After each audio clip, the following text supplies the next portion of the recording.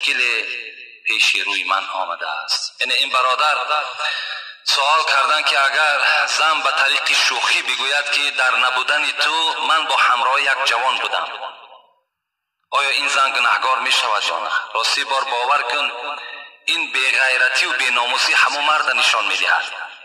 وقتی که زن نزد وی می گوید که من در نبودن تو با یک جوانی بودم، ادبگاه محبت ناز و شوخی بر نمی دارد. این گپ شوخی هم نیست، همه کار از شوخی سر می زند.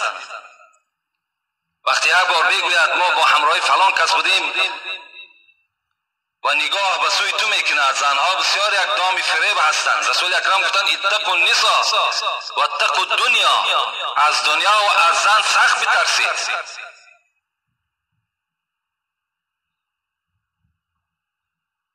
از این خاطر اولا این تماما معنی ندارد. باید زن اینقدر جرأت پیدا نکند که این سخن در نزد شوهر خود بگوید که ما با فلان مردی بودم، و این مرد اگر خنده کند این دیوس است و بگوید شوخی کرده است، خنده کند این دیوسی را نشان میدهد.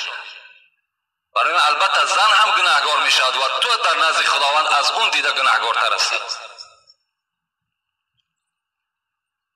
خداوند آن مشکلاتی که پیش روی توست خدایا مشکلات تو را دور بگرداند و غیرت اسلامی را خدا در وجود تو پیدا بگرداند. آمین یا رب العالمین. اینجا یک برادر با کلمات عربی نویسنده است. راستی بار این حسن خط هم نیست.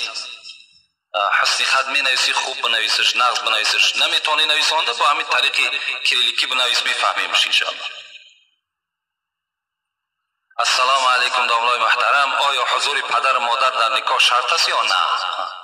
یعنی در نکاح حاضر شدن پدر مادر اگر چندی که فقها میگویند شرط نیست، لیکن با مرور زمانی که الحال ما و شما زندگی داریم حضور پدر مادر شرط است که باید که در نکاح خواهرز البته پدر مادر است. وقتی ما اینقدر صفتی که پدر مادر میکنیم و در نکاح فرزندش اشتراک نداشته باشد یا درکدار نباشد، پس این چگونه میشود؟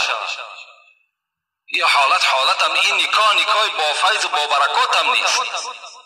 باید که همون داملایی که هستن پرسان کنند ما رو چند کس میگوید، ما راستی بار میپرسیم پدر مادر باشد، اشتراک داشته باشد، از این نکاح فرزندشون لذت برد. اونها به همین روزا اونها تربیت کردن. باید که البته حضور داشته باشد و تمام داملاها مسئول هستند. اینها را باید که بپرسند که آیا اشتراک دارد ندارد، آیا این فرزند چگونه فرزند است که پدر و مادر او در این نکاح اشتراک ندارد.